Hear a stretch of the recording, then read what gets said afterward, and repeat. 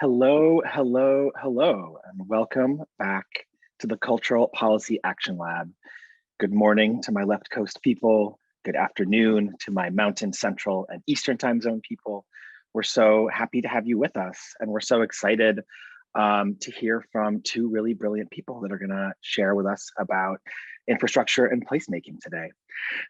My name is Randy Engstrom. I use he, him pronouns. I am incredibly proud to be part of the team that brings you the Cultural Policy Action Lab Learning Series. And we are deeply grateful to grantmakers in the arts who makes this all possible and resources this work and are our close collaborators and partners. Just a few housekeeping pieces. Captions are enabled, so you should be able to see those. We will also try to be mindful of accessibility and put as many of the text-heavy slides in the chat for those that might need that feature. And please know that you can interact with us throughout this presentation in the Q&A. Myself and Estrella from the Cultural Policy Action Lab team will be here to answer questions, as will our presenters, David and Cezanne, and Eddie from the Grantmakers in the Arts team. So thank you so much for joining us here today. And I'm going to turn it over to my collaborator, Estrella. Hello and welcome. The Cultural Policy Action Lab and Learning Series is a leadership and professional development community of practice program for public sector workers who seek to advance racial equity through arts and culture and public policy. We are continuing this 8-part learning series today with the third session on placemaking, placekeeping, and infrastructure. We are joined today by David Holland, Deputy Director of the Western States Arts Federation, and Cezanne Charles, the multi-hyphenate international change maker, designer, curator, researcher, and founder of Root of Two.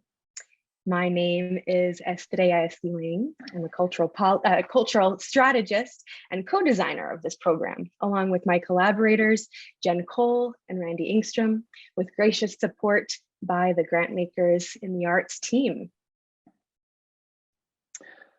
And if you've joined us previously for the sessions, this will be a bit familiar to you, but in this time of COVID-19, when we're still physically distant and dispersed across the US, we want to recognize that we are all grounded and connected to GIA via this series, to Grantmakers in the Arts, which sits on Lenape land in New York City.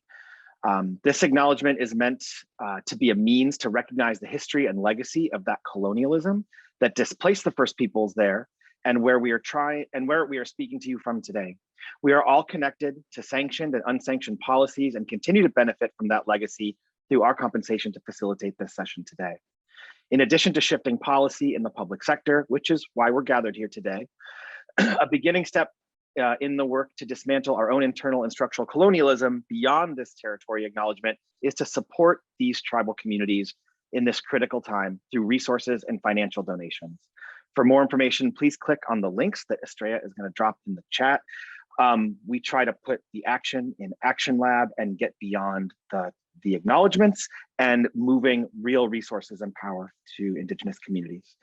So we invite you to join us in that. We invite you to learn more about these organizations, and we thank you for your time. And now we want to know who's in the room. Who are all of you? Who's joining us today? So Estrella is going to open a poll in just a moment, which is going to allow you to articulate, are you a public servant, a public funder? Are you a grant maker, an artist, or maybe you're from a foundation? So please take a moment and fill out how you identify, multiple choice. And as that poll moves on, we will thank you again for joining us here today. And I am going to get to pass the mic to two people that I am a giant fan of. Mr. David Holland from the Western States Arts Federation and Miss Cezanne Charles from Root of Two people who are leaders in this work, leaders in cultural policy, leaders in thinking and creative cultural making. And we're really glad that they're going to share their wisdom and their time with all of you today. And with that, I'm going to invite my dear colleagues to join us on camera, and I'm going to pass the mic to you. Again, please remember, You can ask questions throughout the presentation via the Q&A feature, and we will get them answered in real time. And we're going to stick around at the end for a dialogue with all of you who want to stay and participate so that we can keep the conversation going. Thank you very much. David and Cezanne, take it away.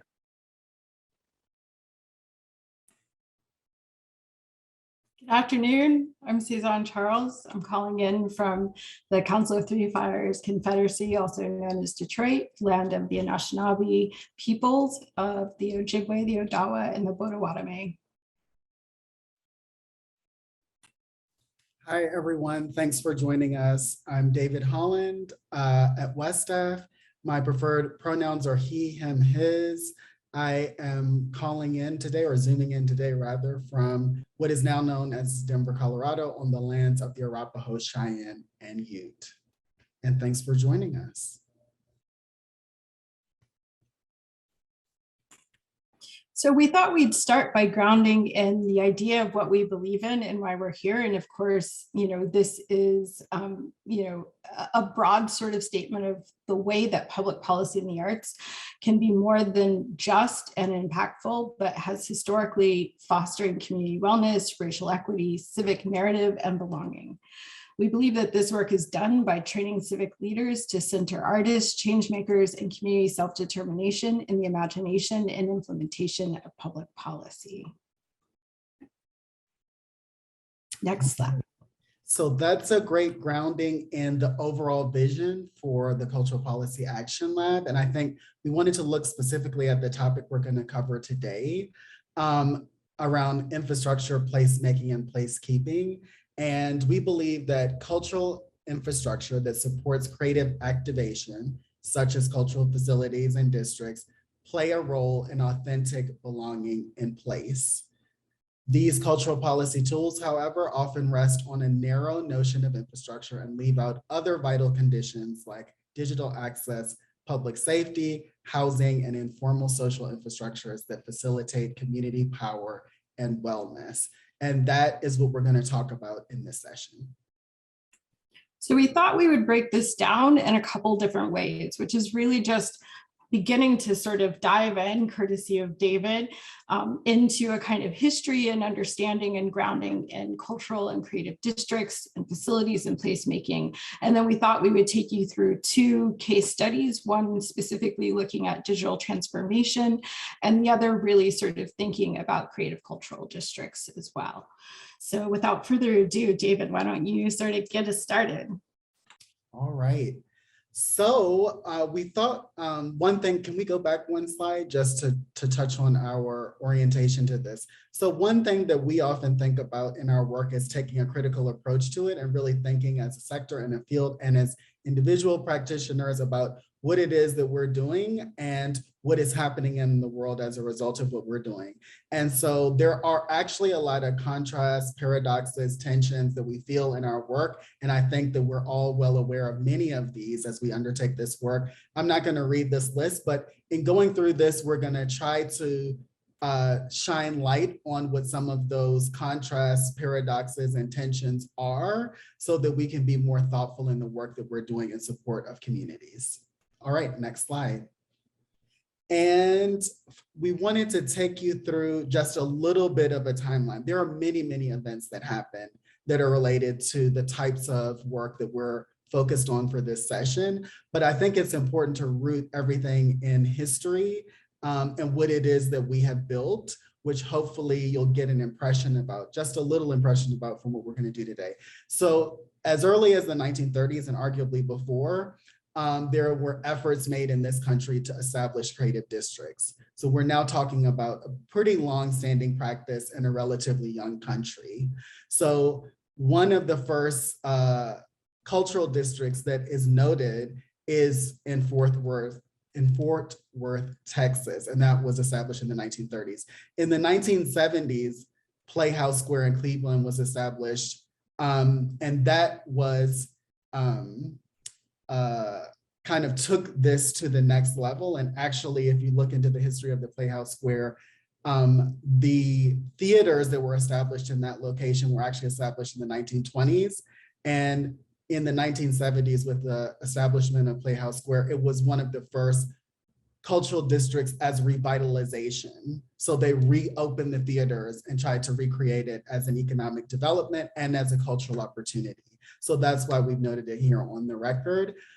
In terms of state level work, so I think the important thing to understand is that some of this work is organized and initiated at the local level. Some of it is organized and initiated at the state level. The first time that we began to see states enter into this business was really in the late 90s with Rhode Island establishing tax-free arts districts. And then we've seen many other states follow suit with creating creative districts programs across the country. As we've moved forward as a field, that work has then become a national endeavor and a federal endeavor. And in the late 2000s, the NEA established Our Town, which many of you may know about, which is their creative placemaking initiative.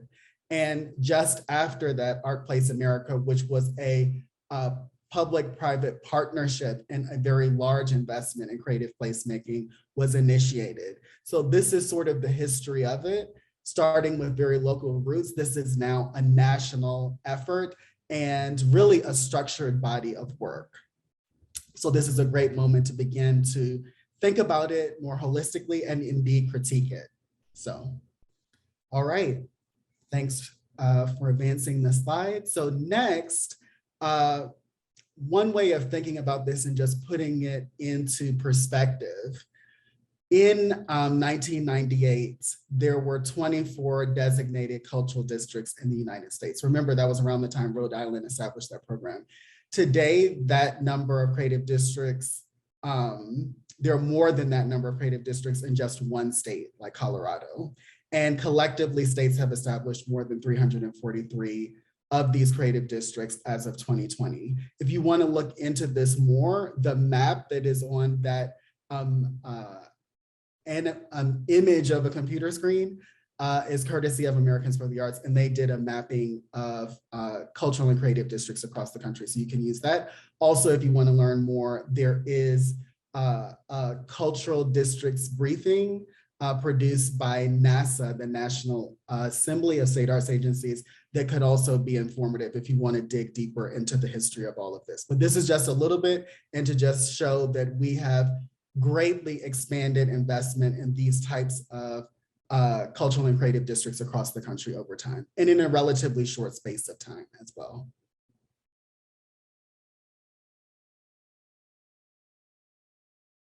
All right, so one thing to understand about cultural and creative districts, and one of these areas where it's important for us to think critically about, is why are we doing this? What is the purpose of cultural and creative districts, and what are we trying to achieve?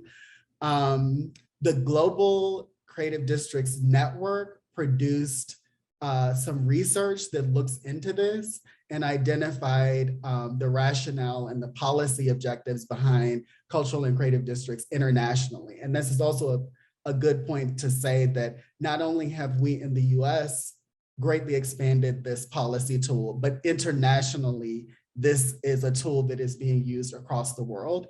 And if you look at these policy objectives, what you'll see is the first is about attracting domestic visitors, so a tourism objective.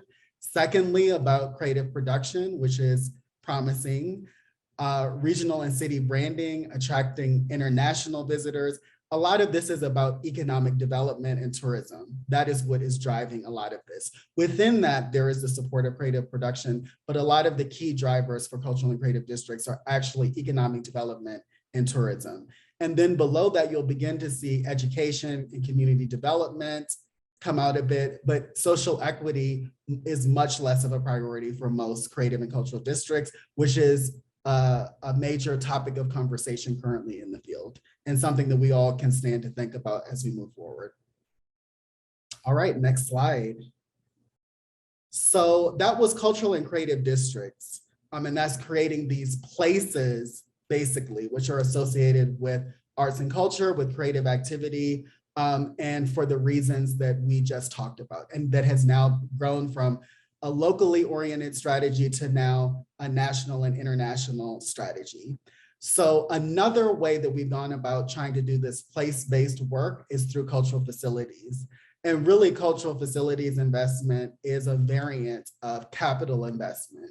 So some of you may know states, especially, and sometimes local governments as well, invest capital funds in different types of public infrastructure over time and different kinds of assets that serve the communities in that state or in that local area. And so cultural facilities is investing in those specific facilities that play an arts and cultural function. And so this is another way that we've invested in the sector. And in a second, you'll see how greatly this has expanded over time. The key question here is, and you'll see in a moment, we've invested a lot in this kind of physical infrastructure. But now really the question is, how do we use it to serve communities? That is really the question of the hour. So we've invested a lot in buildings. And if you go to the next slide, I believe we'll see a bit more about this. So this is a little small, again, on this image of a computer screen. There's a visual here from a report called Set in Stone, which is also very, very interesting read about how much we invested in this. And really from the 90s to the 2000s, you can see on the visual, the investment in cultural facilities greatly expanded across the entire country. And many people call it a cultural building boom. So there have been all of these capital projects, capital campaigns associated with them. There's been a lot of private and public investment into all of these new facilities and buildings, some of them, developed by major architects and all of these things. That has been a priority in our field. In some ways, it has been a measure of success for many individual institutions like our museums and a range of other arts and cultural institutions to have these gloriously architected new buildings has been the priority and the vision for success. So we have a lot of these facilities. Again, the question is this necessarily how we should focus our thinking on cultural infrastructure as we move forward? Do we need to build ever more and newer and more amazing facilities? Is there a different way that we might pursue cultural infrastructure investment as we move forward?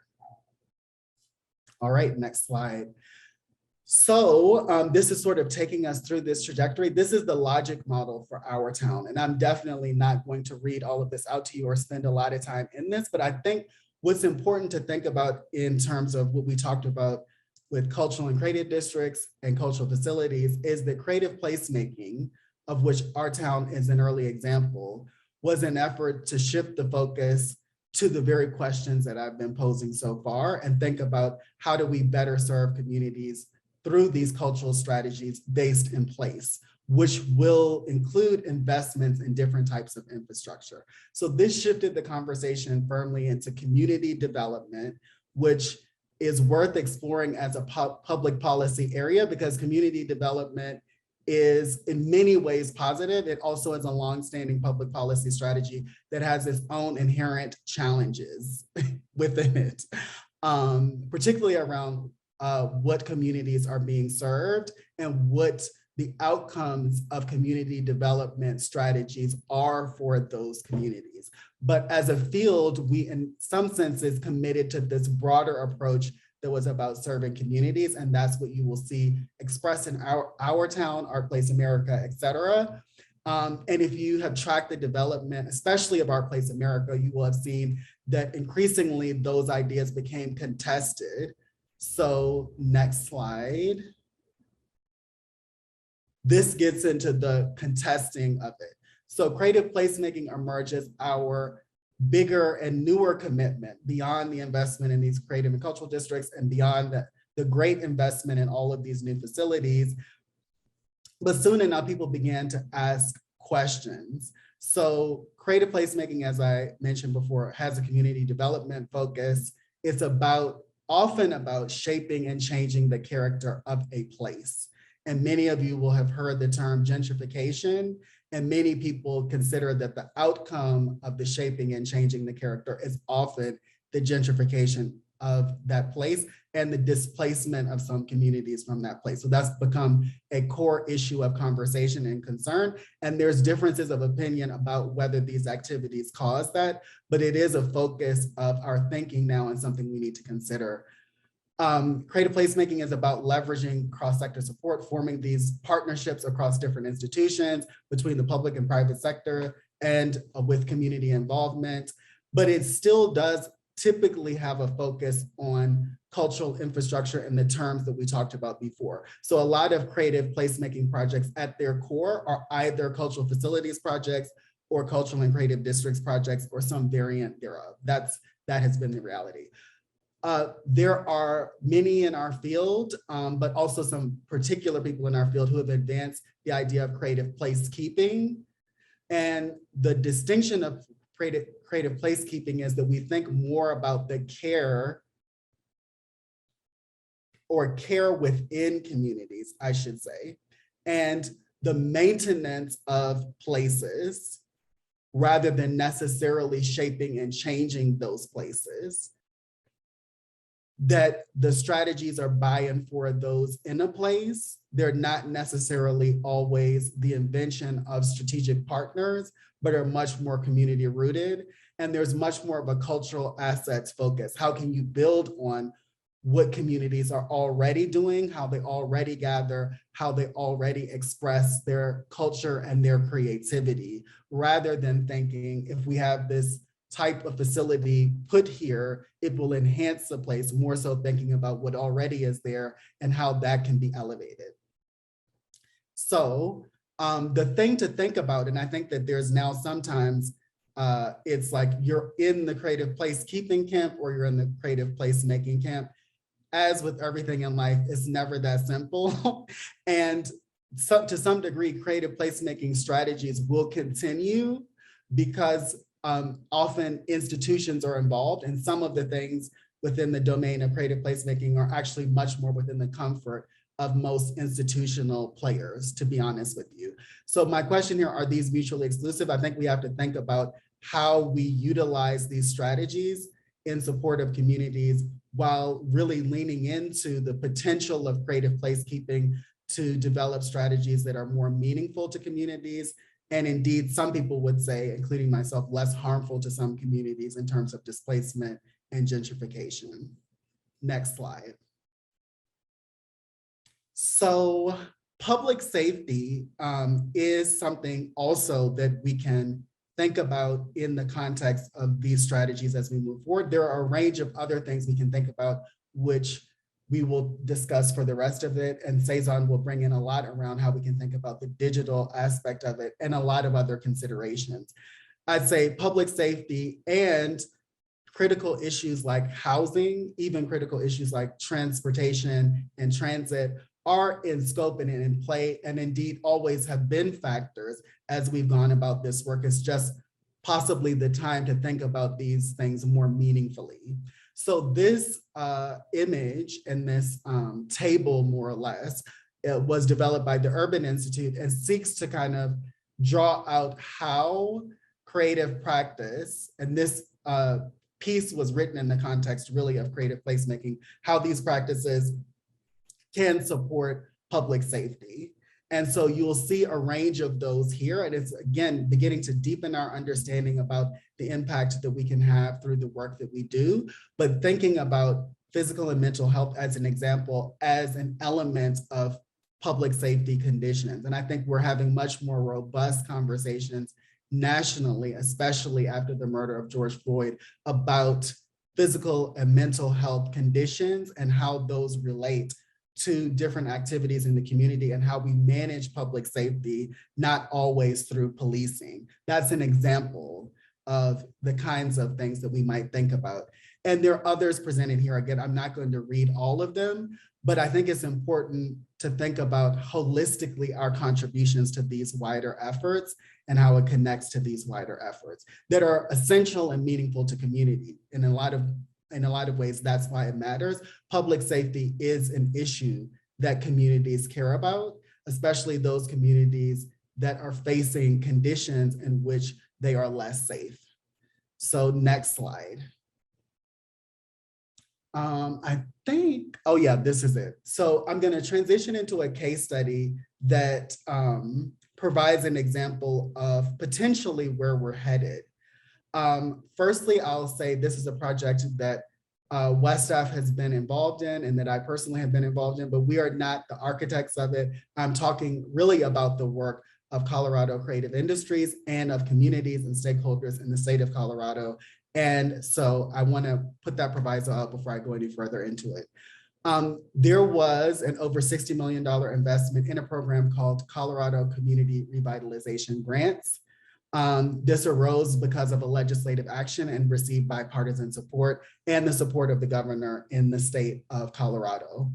What the program does, in essence, is provide gap funding for creative capital projects that are deemed to have a long-term benefit for the communities that those projects will be situated in. So in some ways, what we're still talking about is those strategies that I started with at the beginning. So a lot of these investments will be into new facilities and into the further development of cultural and creative districts in most cases. A lot of the projects that have been invested in this portfolio are multi-use efforts and projects, which I'll come on to. So they do have an arts and culture focus and a creative economy focus, but they also provide other assets to the community at large. And you'll see in my next point that one of those is affordable housing. And so there's affordable housing for the creative workforce. Many of those projects also incorporate other affordable housing options for the broader community.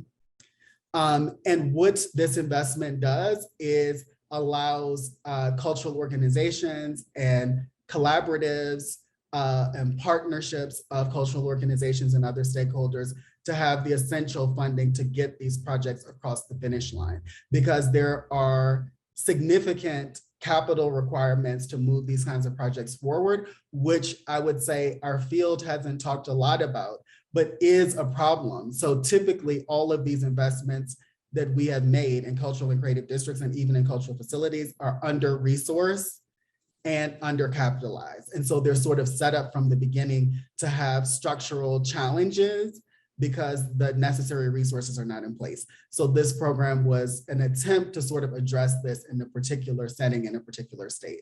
Can we go to the next slide? So this shows you that essentially nearly half of the projects funded are in creative districts. So this also was a strategy to, in some ways, capitalize some of the creative districts that have been supported, as well as other types of initiatives across the state. Next slide. This, the data that was produced by the state of Colorado, they refer to this as DEI factors, meaning diversity, equity, and inclusion factors. And this just goes into the breakdown of projects in terms of who they are serving and the leadership of the project. So you'll see here that around 17% people of color, 6% LGBTQ+, 17% low income, et cetera. Unhoused population, about 2%, Spanish speaking and remote, about 10% each, veterans, about 6%. So there was some intention in trying to have the investment flow to communities that have not been served through public policy and through private investment over time. Next slide. This shows the distribution of urban versus rural. So you'll see that the majority of projects actually supported are taking place in rural communities. And that's another resource gap that we're speaking about more and more and more in our field. Next slide. So this just gives you the breakdown of housing types that were generated through these investments. And I think in aggregate, it's about 363 units of housing has come out of this program so far. Obviously, housing needs are great and tremendous in many places that we all live in, but the provision of housing through this, I think, is a major thing to look at and examine, because again, housing is a major and critical public policy issue and challenge currently, and there are ways that the types of strategies we employ can directly support the provision of housing and other essential assets and services to our communities. And I think that that's something to think about with more intention as we move forward. Next slide. All right, so this is a report I'm not going to spend a lot of time on. This may be of interest to you. It's a report that my staff worked on in collaboration with NASA. And it looks at creative economies and economic recovery. If you're interested in some of the topics that I offer today, these are case studies in individual states and localities of how these strategies have been advanced and some of the successes and challenges of these types of strategies. All right.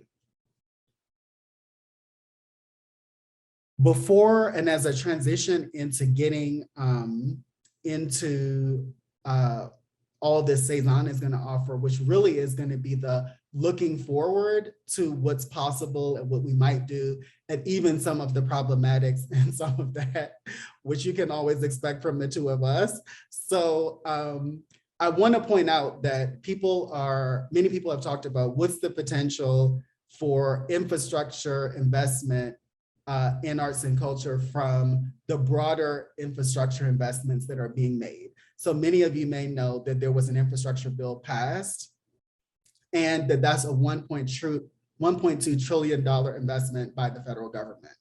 It passed last November, and it incorporates mainly improvements in physical hard infrastructure, but there are some other investment areas in there. It wasn't as holistic in scope, especially in terms of social investments, as the Biden administration had initially hoped for, but it does invest in essential infrastructure. It will have a long-lasting impact on our communities, probably for generations. So this is like a priority thing for engagement. And the arts and culture sector can play a role in this type of work.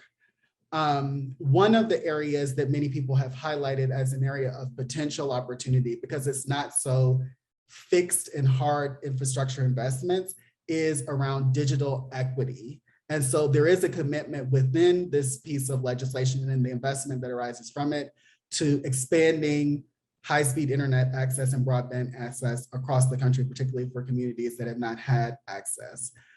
This is the only part of the legislation in which a federal cultural agency is really mentioned or designated. IMLS, which serves museums and libraries, was named as a consultative agency in the development of this digital equity strategy. And the way that it will work is that funds will flow from the federal government to invest in states to develop digital equity plans and then in the implementation of those plans. So there is a policy opportunity here. Many people talk about it, as I'm sure Cezanne will talk about as she moves into her the resources that she will share with you all. There is certainly potential here. I think it's just important for us as a field to be very realistic about the contributions that we can make to an effort like this and define a role that makes sense for us and our institutions. And with that, I will pass over to Cezanne. So I think we have a little bit of time for sort of discussion, and I know that I'm filled with a lot of questions and thoughts about everything you just shared. And so we've developed this kind of strategy of like using for future propositions to sort of stir up trouble amongst ourselves and maybe with everybody who's here as a participant. But I really feel like, you know, when we talk about kind of infrastructure and we talk about cultural facilities and cultural strategies, we sort of really leave out the kind of soft infrastructural work that artists and artist-led contributions have made in this work. And I know that we also feel the same way when we're talking about smaller municipal agencies or smaller and mid-sized arts and cultural organizations who maybe are not building-based or land-based owners of facilities. So I kind of wonder, you know, in the way that we even talk about these ideas, do you find that like we're actually missing the ability to think about the way that artists and arts and cultural organizations that are already grounded in neighborhoods, that are already grounded in places, who also are not beneficiaries of large building-based institutions, we've sort of obscured their work in the sector a little bit by this focus? I totally agree. And what I'd say is like, I'm not sure that this word is used as much because the words consistently change, but this emphasis on cultural and creative districts, facilities, even creative placemaking obscures like community arts and the role that arts institutions and artists have played in communities for generations upon generations upon generations. And the emphasis of the three types of things we focus on today, I mean, is rooted in broader public policy. These are instruments that fit within bigger strategies like investing in capital, investing in economic development strategies. And then with placemaking, really the root and the core of that is community development as a public policy strategy. But it sort of ignores that organizations play essential roles in facilitating networks, community dialogue, actually addressing directly community needs, working with children and young people, sometimes making what some people might call like beautification projects and all that, even though I hate that kind of terminology. But a lot of artists and arts and cultural organizations have actually worked directly with communities to reshape or to shape, to imagine like the visual character of the places that people live in. I mean, to like, you know, painting fences, you know, repairing certain things, putting art objects or murals or other opportunities, hosting events and festivals to get people together. You know, all of those things happen. And I feel like a lot of those things get ignored because it is not like investments in major assets or some major community development strategy or economic development strategy. I think artists are particularly obscured by it, for sure, because there's such an institutional focus really throughout all of these things. And even though creative placemaking is a kind of broader, maybe more nebulous concept that can include a lot of things, it still has traditionally, like I said, invested in buildings and in districts and in certain kinds of things in a way that isn't very different from what we had been doing prior. Yeah, I think it's really interesting because, you know, there's this conversation about like, well, then what is the infrastructure that is built to maintain and sustain artists who are doing that sort of resilience work in communities? Because it may not look like buildings, but it may look like affordable studio space or housing space. And some of these projects sort of really reveal the kind of creative labor at the core of this work, but a lot of them continue to sort of obscure that in favor of the institution. So I'm curious about, like, in general, you've given us a lot to consider about how to get the balance right, but maybe the question is, how do you sort of start where you are if you're sort of just diving into this territory and find that, you know, this is now on your plate as part of your job description? I think it's a great question. And I think that a good place for us to start, and I know we had this conversation, Cezanne, is rather than thinking that we're coming in as the experts and the facilitators of you know, comprehensive strategies that are going to improve community lives, there's a certain orientation to that that in some ways lacks humility. And I think we can stand to learn more about actual neighborhoods, places, and what the concerns are on the ground there, but also what the character is there. I think that there's also something inherent in this at times where our working hypothesis or assumption is communities need to be improved. Have they said that they need to be improved? In what terms? Does that make sense? Like that, Yeah. That is, I think, doing more of the work. And in some ways, this might be about what you're speaking about, connecting more with artists, cultural bearers, who do work in community directly with people, some of whom are activists and represent community voices and express community needs, working with them to ground what it is that we're doing in the realities of places and communities and not in the abstract in terms of service to the community with a motive of improvement that is, you know, has some elements of altruism in it, but can easily become very kind of paternalistic in approach. And I think that we have to also call things what they are. So for example, if we're building a major new facility, there is a way to couch that in terms of the ways that it can lead to economic and maybe even community development outcomes in a place. But if what we're essentially doing is investing in a new building, then that is what we're doing. And couching it in the terms that we are improving lives of people in the community at that kind of level is disingenuous, in my view.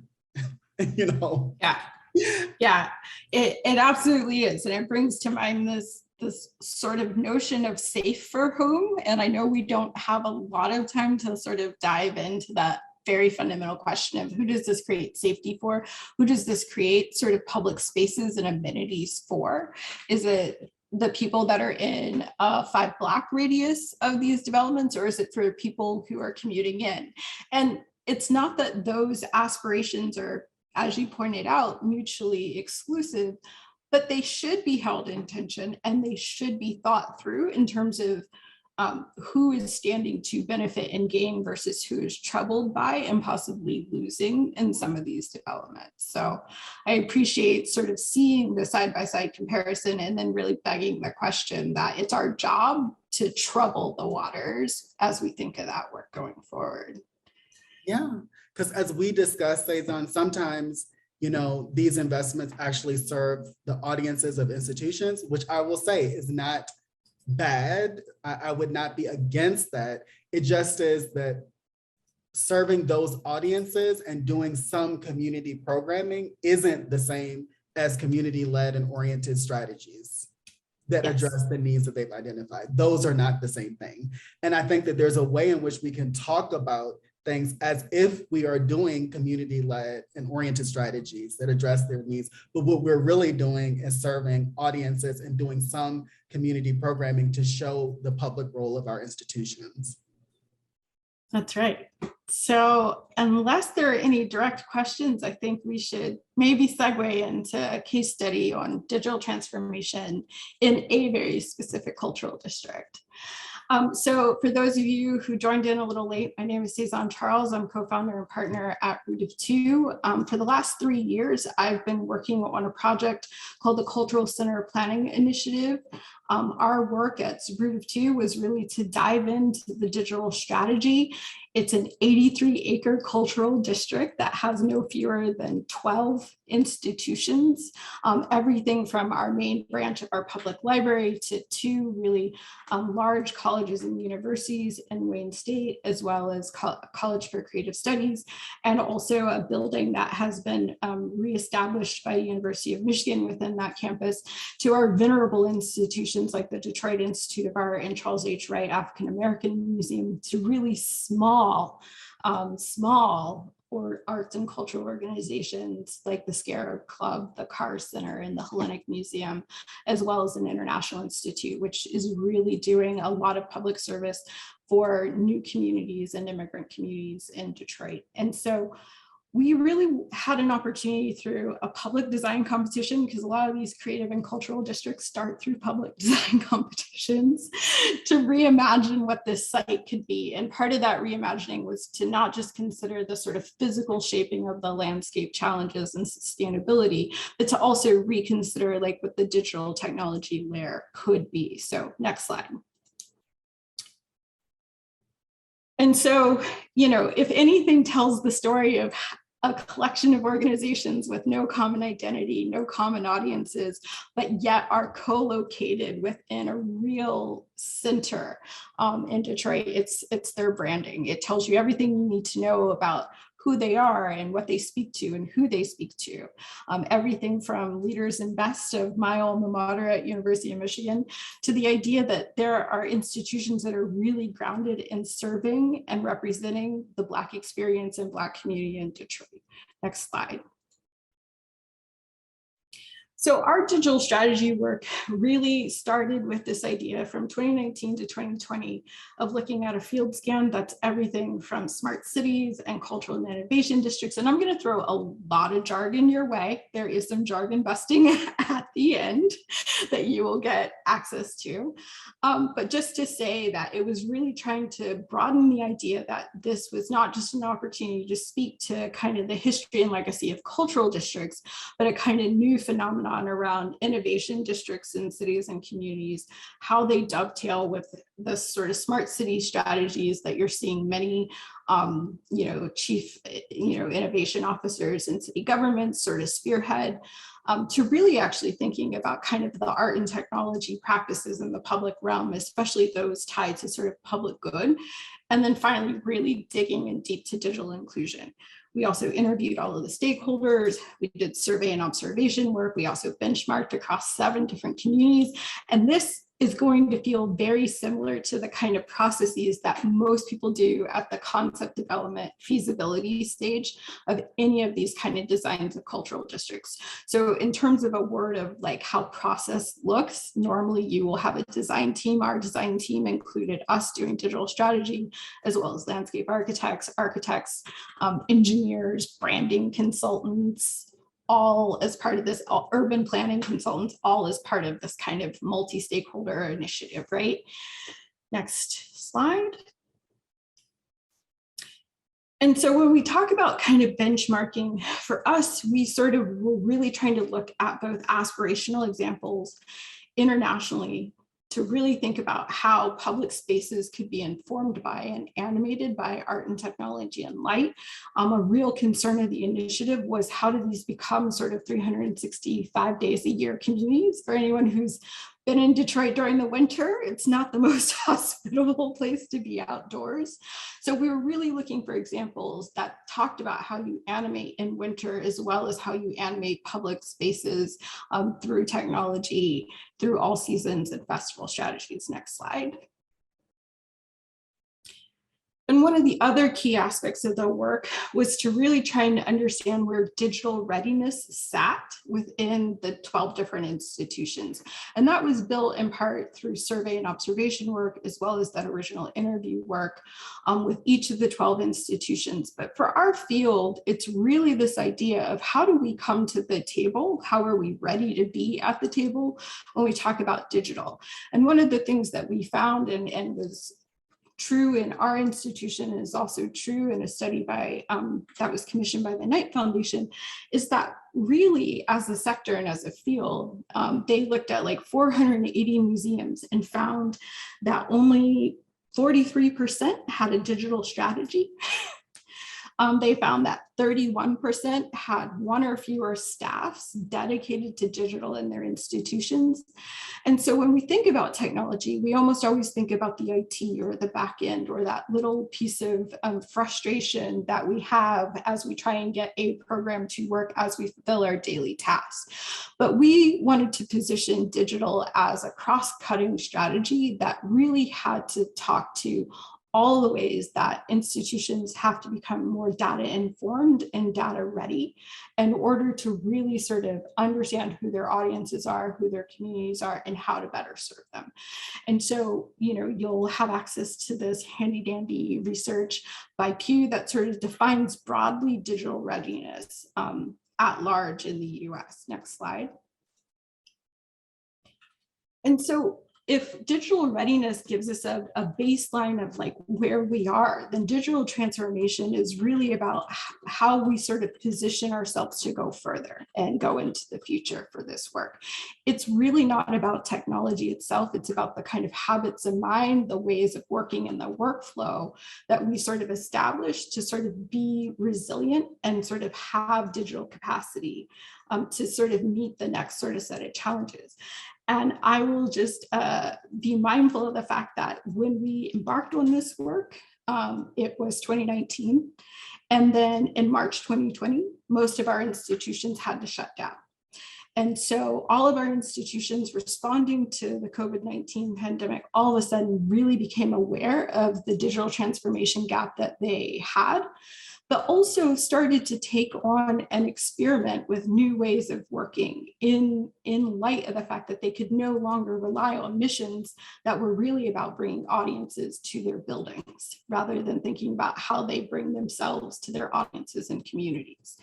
And so our pilots really looked at a couple different things. How could we create digital infrastructure that would be resilient and would have agency and a culture-led approach? And fundamentally, how would that contribute to an overall digital divide? Like the city of Detroit, 40% of households don't have access to the internet. And so within that context, any sort of work on digital strategy meant that you really had to be talking about digital inclusion. One of our initial stakeholders, the public library, told a really kind of heart-wrenching story, even before the pandemic, about the way that they were always leaving their public Wi-Fi on at night and extending the footprint of where their coverage could be found so that people could actually park in their parking lot and use their Wi-Fi to complete homework and apply for jobs.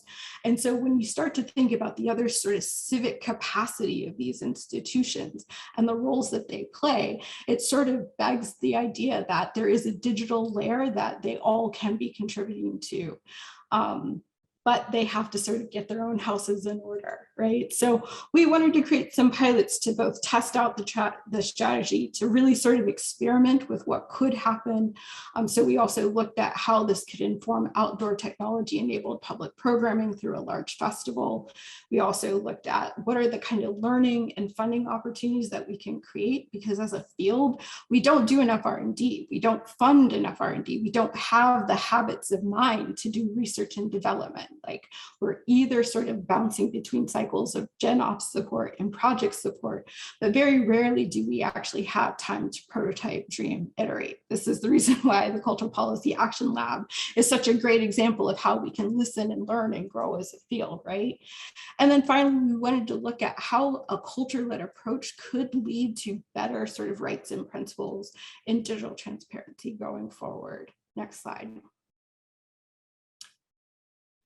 So the way that that looked, as I said, there's a fantastic group of stakeholders that had never sort of thought about how they could partner in different ways with one another.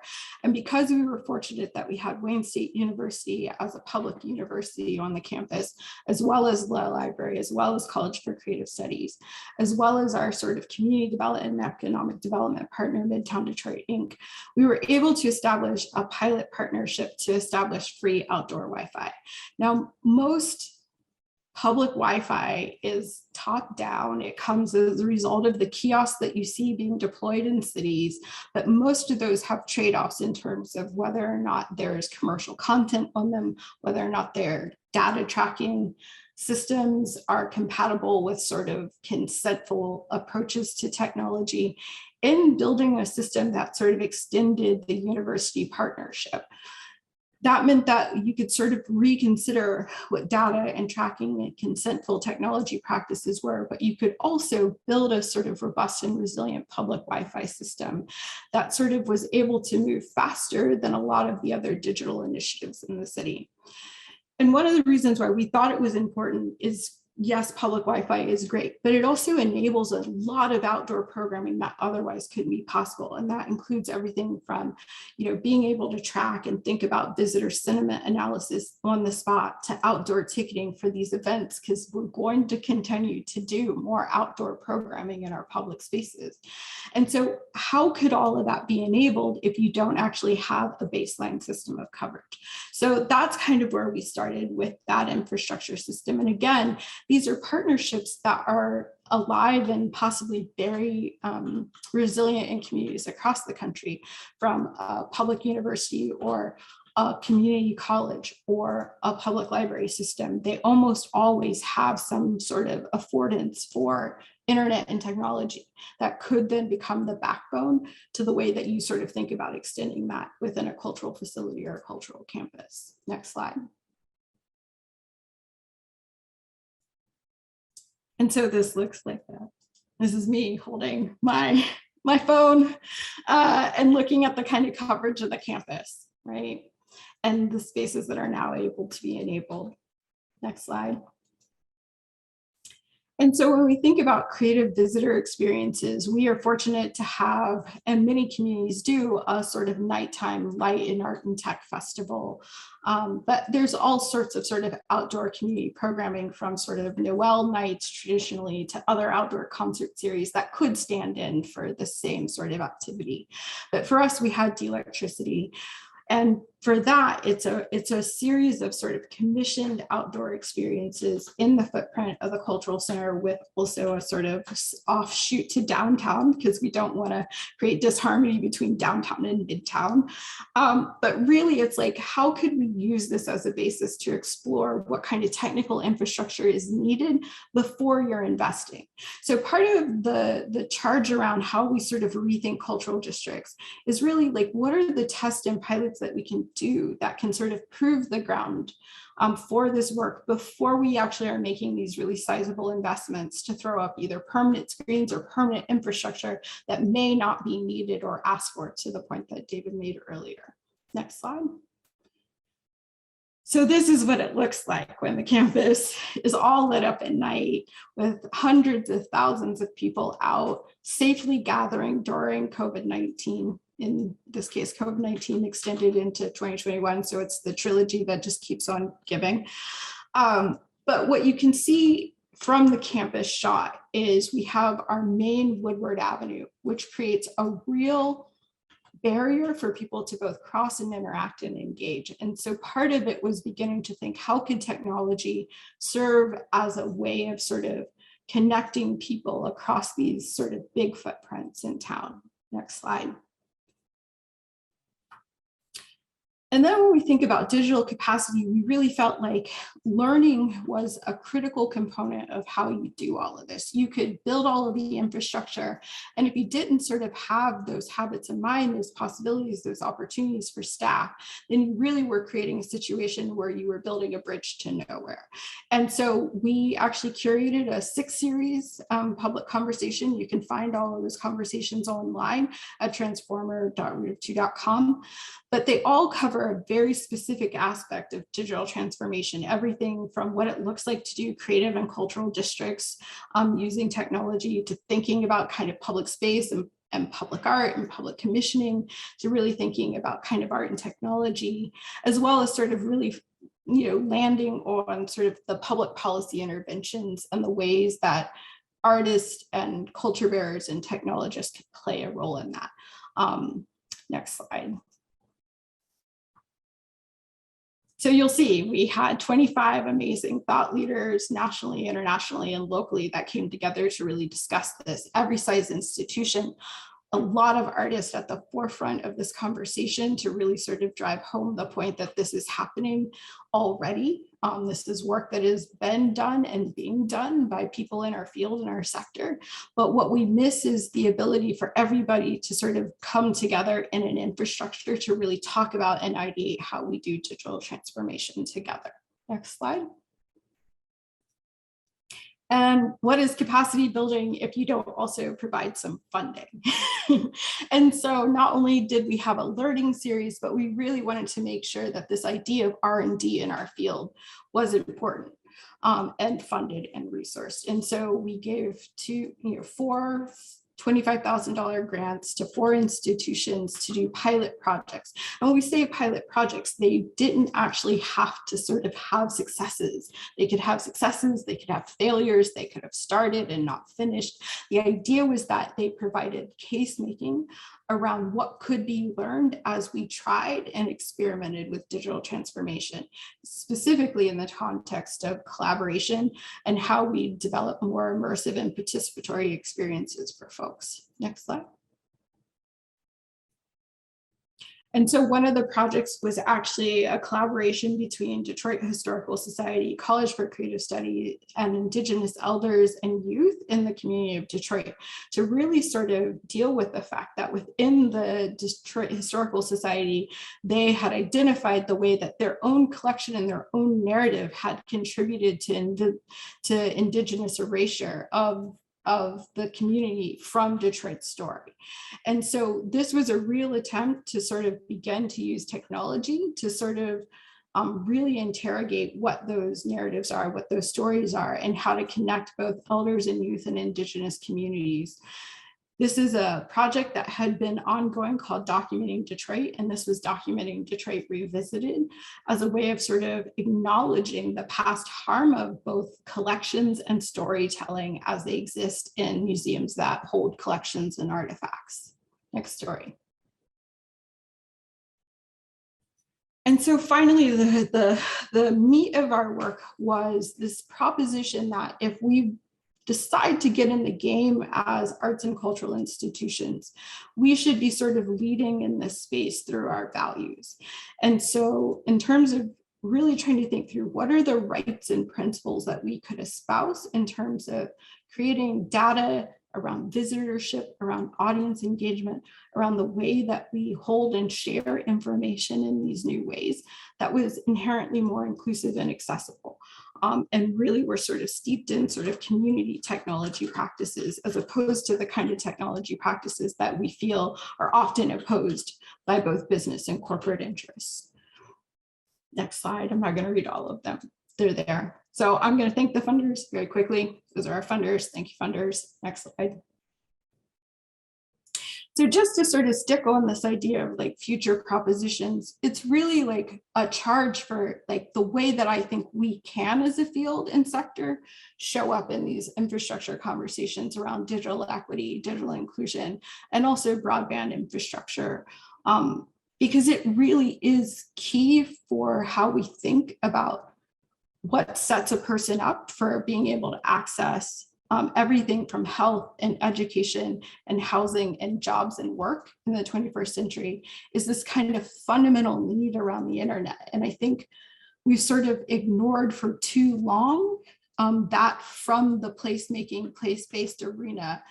And I think there's a consequence to that. It means that we have largely through our funding and investment in placemaking and placekeeping over a number of years, avoided the digital layer and digital realm as integral to sort of cities and integral to sort of social functions. So with that, I think I'm going to end my little case study on the CCPI and we'll open it up for dialogue and questions. Oh yeah, there are some reports. Next slide.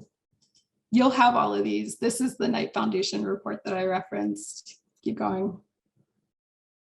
Tech is Art is a really influential slide coming from the NEA as well as regional trends. Next slide.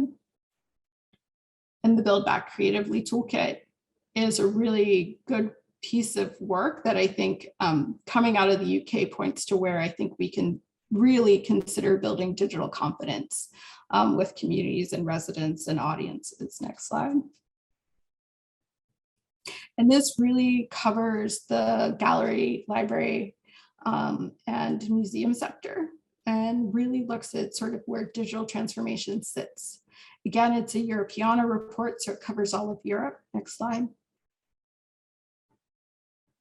And I've contributed a chapter to the Routledge Companion Media in the City. Both my partner, John Marshall, and I have written this case study up as a sort of deeper look at some of the issues around technology at the heart of placemaking.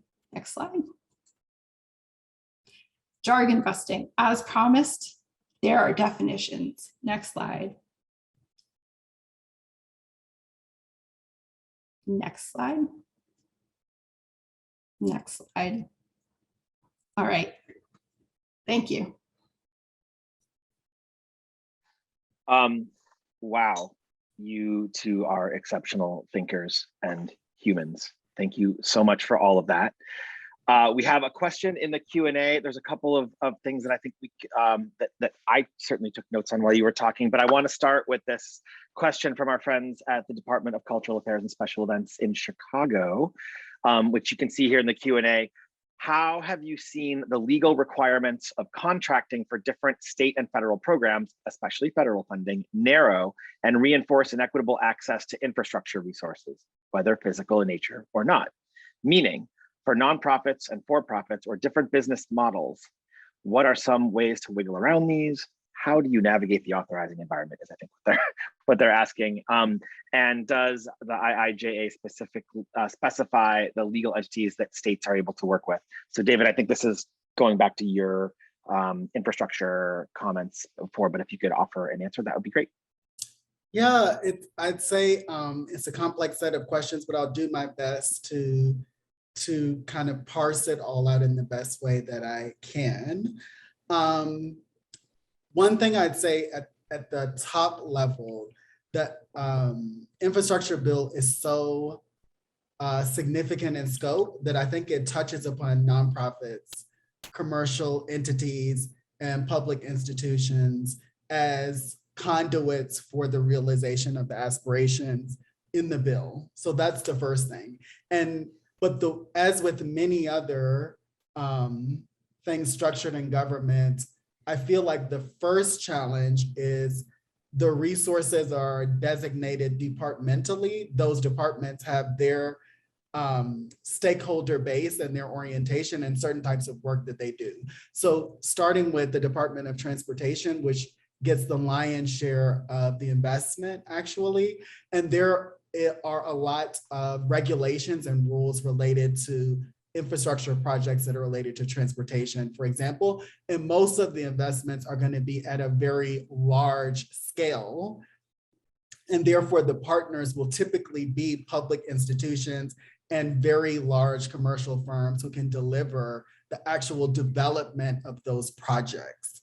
And then there will be various types of stakeholders involved.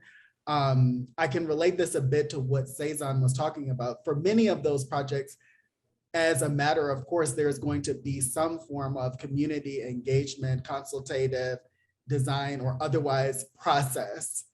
But the challenge with many of those processes is that in reality, there's the aspiration to deliver typically a very significant project that needs to happen in a certain timeline to a certain cost structure. And so typically there's pressure to move the process forward. And the community process is usually one that is consultative, but often can't change a lot of the fundamentals. Like the decision has been made in a sense, the project is going to move forward. And the community is consulted on some of the how, but only to a degree. There's a lot of technical considerations involved, et cetera. So that's just to parse out kind of one part of it related to transportation investments. I think with digital equity, it's much more open-ended in terms of the stakeholders that can be involved, but still the way that it will work essentially is a group of federal agencies will determine the structure of the program. They will communicate those requirements to states. A representative in states of state government, usually departmentally, will take on the process of developing that digital equity plan, and they will then consult a range of stakeholders and involve a range of stakeholders in that. Typically, even like when you're talking about at the state level, there's a tendency to, when embarking on those things, they're gonna typically engage public sector agencies and major institutions in decision-making around what that means. And as the process unfolds, it will increasingly incorporate strategies for engaging community. I think that there's inherent challenges with just that as a notion. Again, this is a very top-down thing. Hopefully I'm getting that across. And so this is not a bottom-up process. There is a part where community voices meet these strategies, but I typically feel, not being pessimistic, that often the process is already underway and a lot of decisions are established before people are really spoken with. And I think that that's an inherent challenge in these processes for all of us, if that makes sense. There are other areas, like there is an investment in minority enterprises through the infrastructure bill, which has language to incorporate nonprofit institutions as potentially eligible for those types of investments and resources. And that's something else that we've highlighted to the field as an opportunity for those organizations that meet those type of criteria. But hopefully I've outlined at least what some of the major challenges are, and it really is around, is structural and systemic in the way that we talk about. I think that the key thing, from my perspective at least, is that as a field, we should be knowledgeable about what is happening. We should take the initiative to insert ourselves in some of these processes. And hopefully for those of us who feel that we have authentic relationships with communities, that we can represent their concerns in those processes and partner with and align with other groups that are doing the same. Because like I said, one of the biggest things is just because of the scale of resources that we're talking about and the momentum behind them, typically I feel the processes that involve engaging communities on their needs, not enough is invested in those processes. Those processes are not deep enough, long-standing enough, and a lot of these projects are just going to happen in a sense, regardless of what is said. Yeah, I mean, I think to that point, the National Telecommunications and Information Advisory is really the primary agency and the driving seat for a lot of the broadband and digital equity pieces of that infrastructure bill. But I think more specifically, it's sort of recognizing that we're not the sort of authentic stakeholders for those. And so, within my community, we're fortunate enough to have an officer of digital inclusion inside our city government. We're also have a multi-stakeholder initiative called Connect 313, which is bringing all the different sort of players, both public and private, who are interested in how we sort of address digital resilience in the city to the table. And so, our arts organizations come to that initiative as one of those stakeholders. And some of those authentic partnerships on the ground, as I mentioned, are really about like, what are you doing in connection to libraries? Libraries, are well up to speed and well positioned in a lot of the sort of thinking of how the digital equity strategy is going to land. We also organized at our state level do have a sort of digital equity and broadband task force. And it's one of the sort of issues around how you begin in this space. And I sort of think about the fact that when we sort of embarked on sort of doing arts in the context of community development, whether it be through placekeeping or placemaking, we sort of engaged in a body of fact-finding research, discovery, partnership work that meant that we were trying to learn each other's languages and learn how to work together. And I sort of feel like if we're going to sort of authentically step into those kind of spaces around digital inclusion and readiness, we have to sort of do that same grounding work. We have to actually look at what are the digital inclusion challenges faced by our institutions? What are the ones that are faced by our artists? What is the research that tells us whether or not artists are actually able to access the internet or broadband or have a computer at home or have data plans necessary to do this work? If we're going to say that we're going to be a partner, we have to understand where our strengths are, where our weaknesses are, where we can authentically partner and engage. So I do think that, we're building a field again, right? It might be a field of digital place-based work, but we have to do all of that field building work before we can sort of immediately assume that like we're the right partner for that work. But we've seen kind of partnerships get off the ground and really do amazing work in this space. So. Thank you both so much for that. Building off of that, Cezanne. Oh, I want to put one more plug in. You can put your questions in the chat. You can raise your hand. You can put them in the Q&A. But Cezanne, something you mentioned in your presentation really stuck with me, which is about the fact that our field doesn't really do R&D, that we are chasing Gen Op grants or project-specific grants or looking for sort of how we might nest inside an economic development initiative. And what are some opportunities or where are some places where we might be able to go as a community of practice for that R&D? Or how have you seen that be successful in other communities? Because I know both you and David have done a lot of international work, and there are places that there's other parts of the world that maybe have done more research and development for their field, and they're not getting sort of as exposed when something like a pandemic forces everything online in the way that I think our sector was here. Yeah, I mean, I can say that the small model grant making program that we did was based off of some of the R&D funding that both Arts Council England and Creative Scotland did, which I had been exposed to from my time living and working there. So we sort of took that model and really tried to flesh out what that would look like. And I think part of it is it's never enough money, but I think, it was 9 months worth of grant, 9 months worth of time, 25 worth of grants. The number can't be so big that you feel so precious and so little that you can't do anything. And then really just restructuring both what the application form looked like and what the deliverables were. and trying to be very clear that the deliverables were not a finished product, but that the deliverables were all about you sharing what lessons you learned.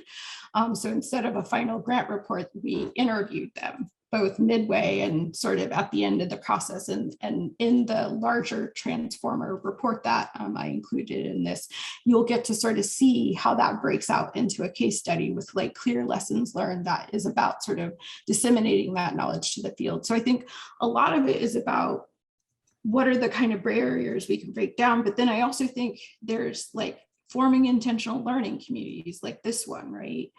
To really sort of go both broad and deep in different topics and subjects. And I don't know how we sort of continue to catalyze that, but it seems to me that that's the habits of mind that we need to cultivate in leaders at all levels of positions in arts and cultural organizations. So leadership not defined narrowly, but sort of deeply, so that we're creating leaderful institutions. But flexibility, I mean, you know, in one of my positions, I made sure that we were able to sort of claw back some part of our budget, some part of our gen ops towards ideation.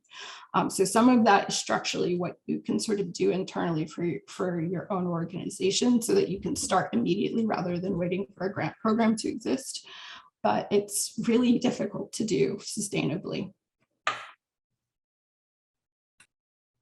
Thank you, Cezanne. And just to lift up the comment in the Q&A from Bobby, talking about a shout out to the Phoenix City and Metro and having done, by their estimation, a pretty thoughtful job of how the infrastructure investments might happen in a local community. So thank you for that.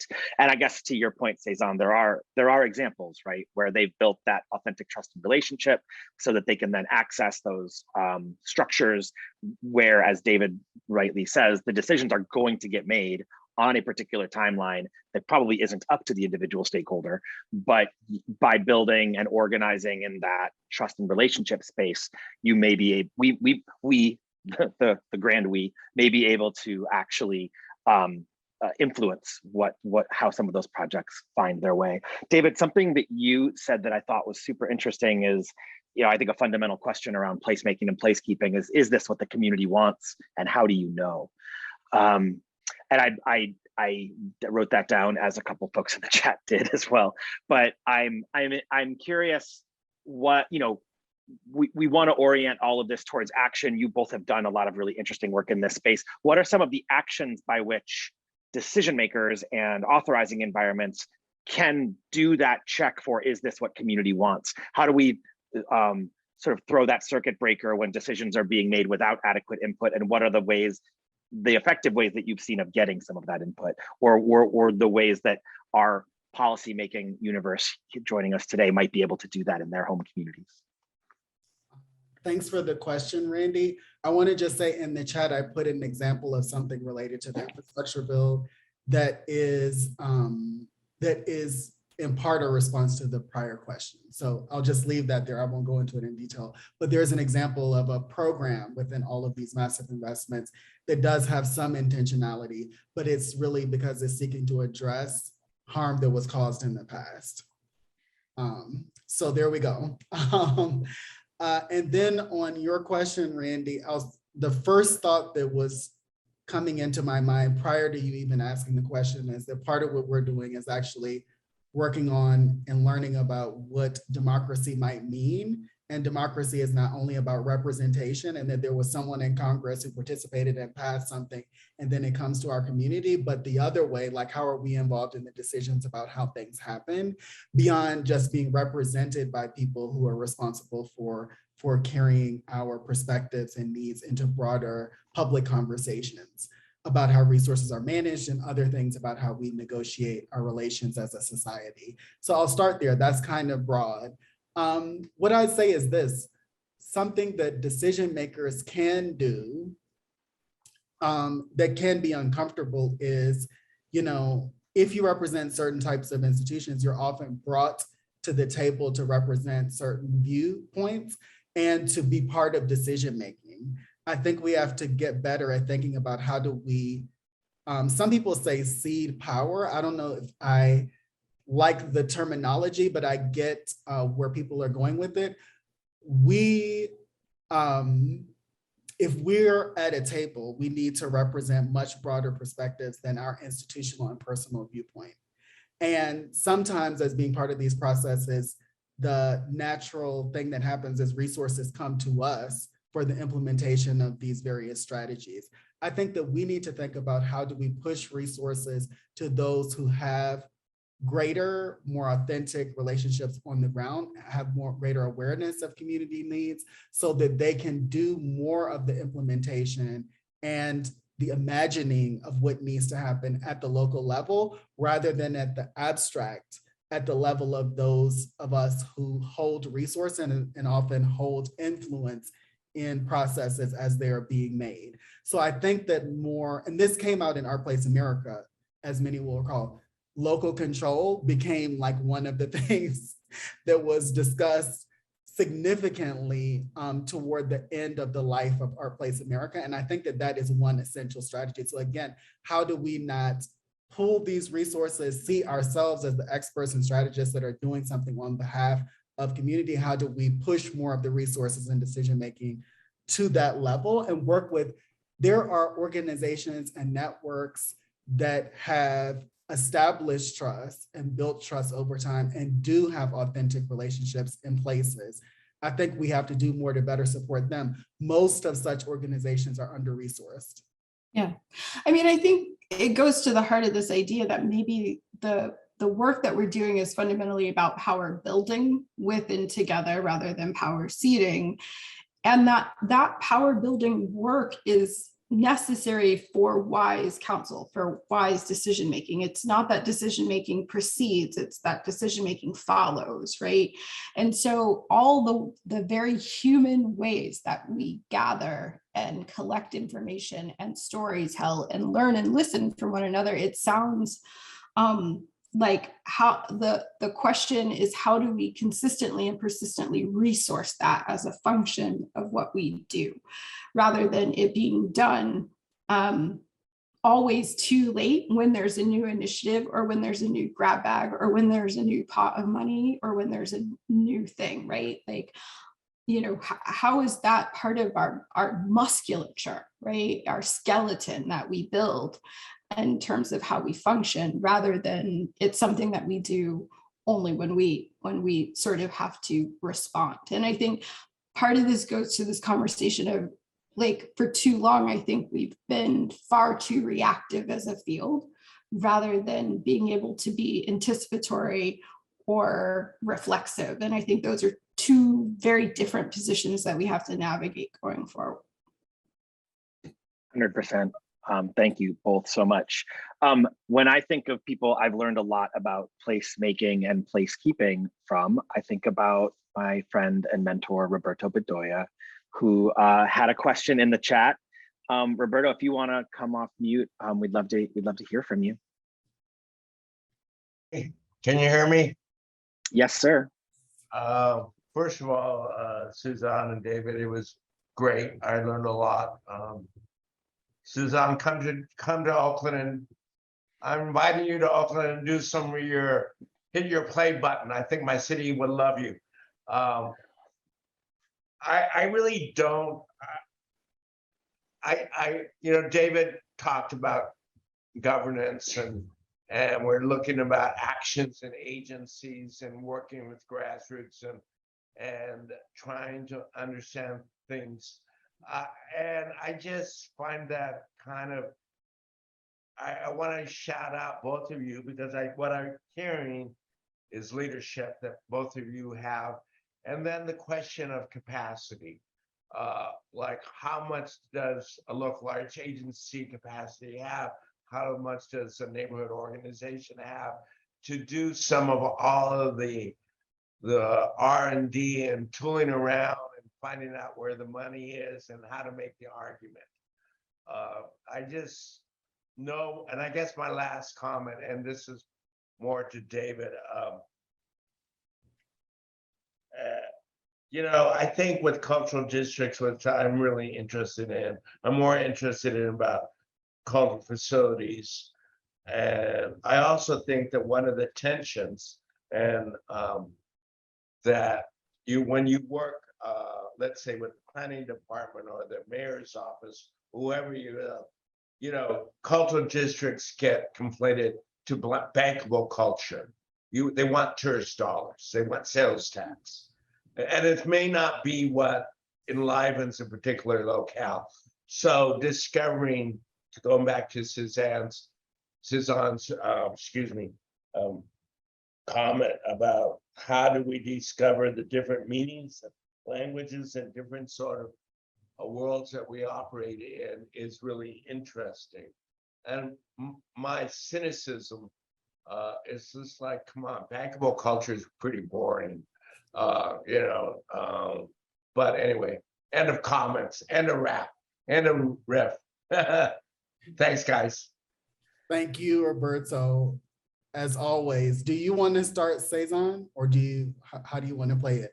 I will start by saying that was a great, the questions and comments that you offered, Roberto, are great. And I think at the heart of it, you talked about the tensions, and that's exactly where we are. And these tensions are real on the ground. Like, this is not an abstract, like we're presenting data, and some of that is somewhat of an abstract, but the tension about what is it that we're doing is inherent.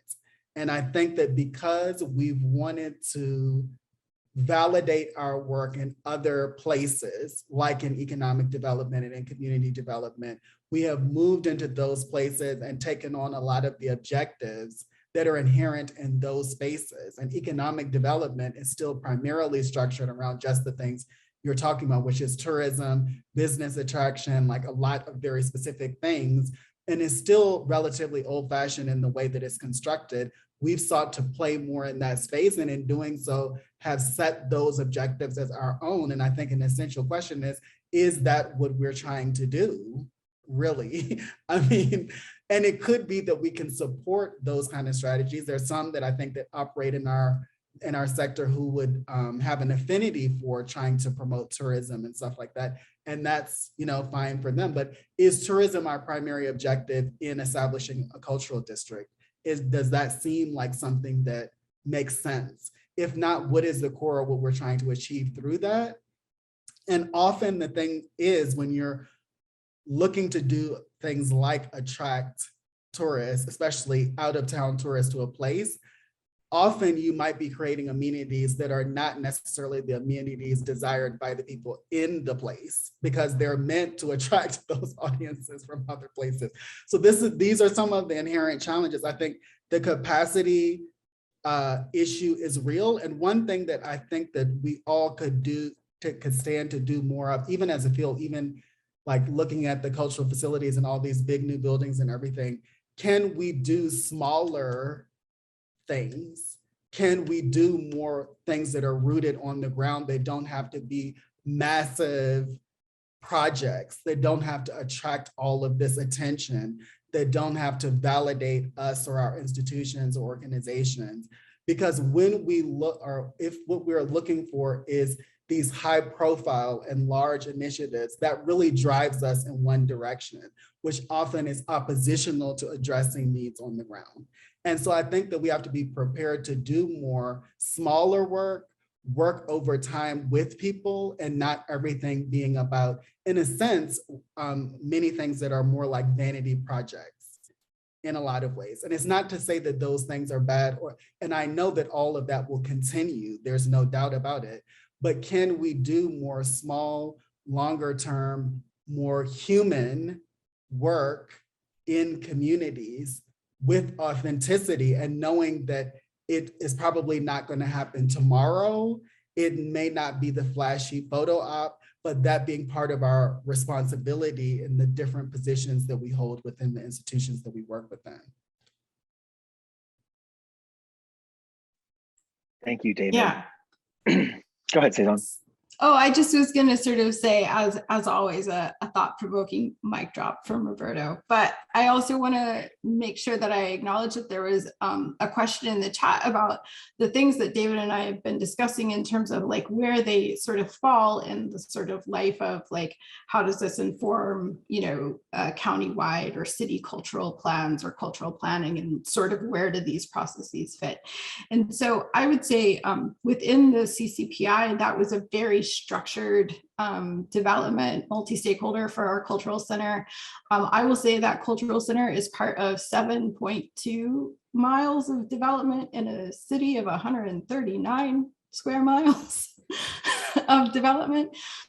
So the cultural strategy and cultural plan really rests with our city agency that's doing that work, as well as the multitude of sort of really thought leadership from both national foundations and others, as well as our state arts council, which I'm on. But I would say that the small little quiet thing that we both kind of were pointing at throughout our presentations is this idea of the move towards getting to grips with cultural assets, both tangible and intangible, as the work that you do before developing strategy and plans. And I would say you can sort of see that in some of the models that my firm used as we did the CCPI. It was interviews, it was focus group, it was stakeholder profiles, it was like mapping exercises, it was workshops, right? All of that sort of foundational listening and discovery work sort of precedes any strategy or planning. And then I'm always reminded that culture eats strategy for breakfast. So that's not a one and done, right? Like you've got to keep renewing the way that you are informing yourself and be informed by like people on the ground. So that's the only way to make these plans not sort of part of the landfill of cultural policy reports that we've been generating, but instead to make them actionable and sort of lived work that we do. So I would really think about like, what is the information you need and from whom in order to make wise decisions, and sort of start back from there. Before sort of diving into that. And I will say that I am doing another research project, which is specifically looking at cultural asset mapping and the kind of decision making that municipal leaders may need, as well as the kind of evaluative efforts they might need to undertake in order to sort of really grapple with the idea of plan and planning. So that's something forthcoming. So. Thank you, Cezanne. Thank you for mentioning the Culture Eats strategy, and thank you also for mentioning the landfill of cultural policy reports and cultural plans that exist in many of our communities at the state and local level.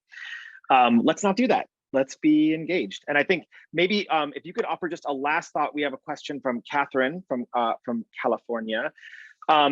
Just speaking to some of the frameworks on public investment and capacity building.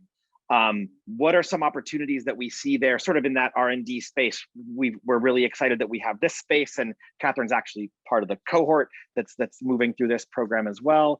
How might a state arts agency, a local arts agency invest in some of that capacity building to create those more equitable outcomes? And we'll go ahead and let this be the last question, and then I will thank everyone for their time. So Cezanne and David, please feel free to weigh in on that.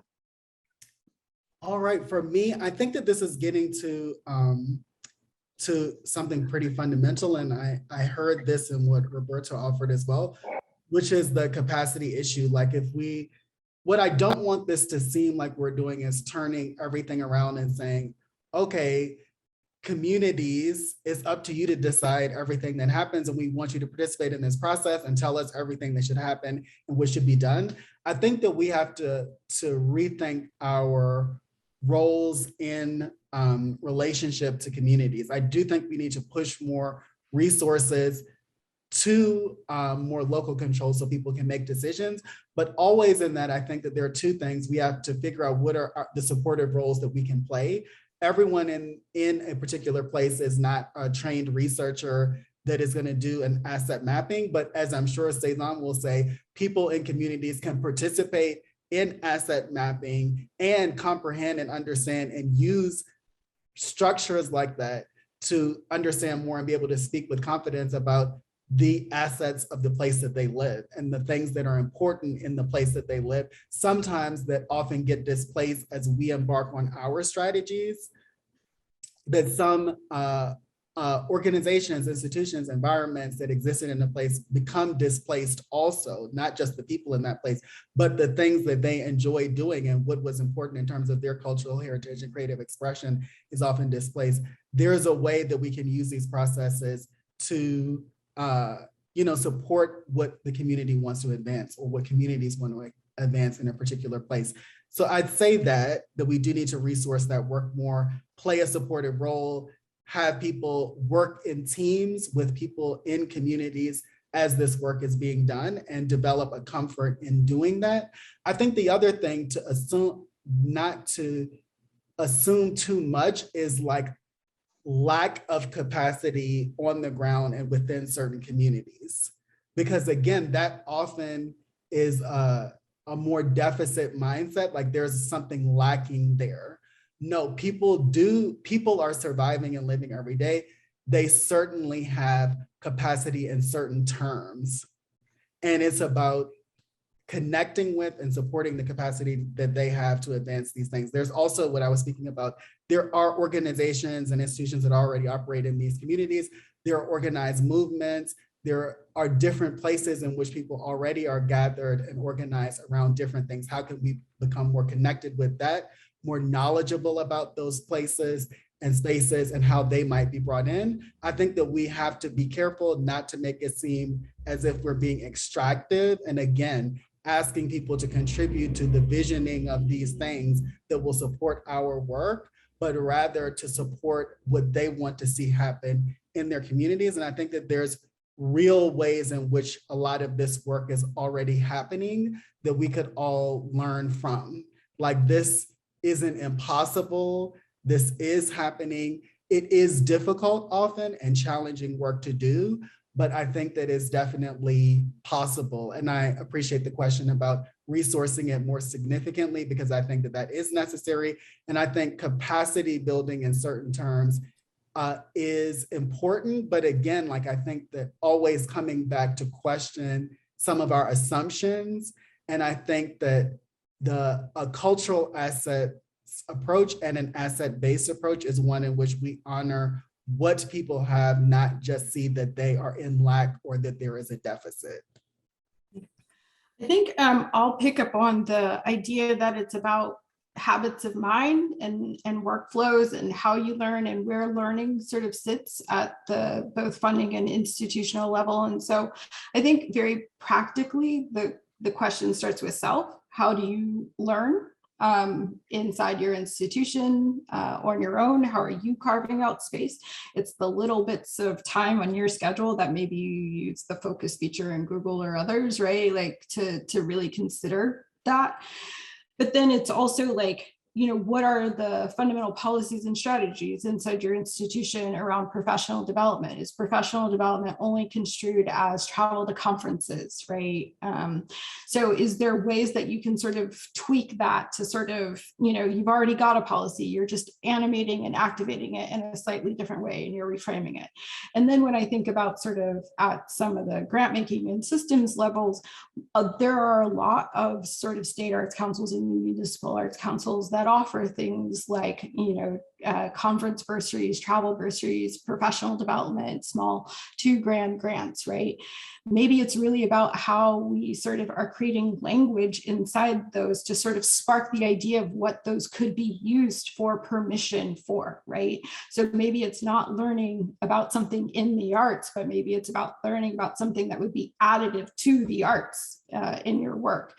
And so I'm a big fan of, like, it's really hard to create new funding lines and new funding programs. So some of it is like, how can you just sort of give examples inside of existing programs that might spark people to use them differently or to think about how to use them differently? And then from those small actions, you're going to capture some data and information about how it's being used that then could spearhead a larger initiative. So I'm always like, what is the thing that you can do tomorrow? And then what is the thing that you can do in 12 months? And then what does that roll up to in 3 years, right? And so it's kind of like how would you, coming out of today's session, just carve off 20 minutes to learn about something that we talked about today?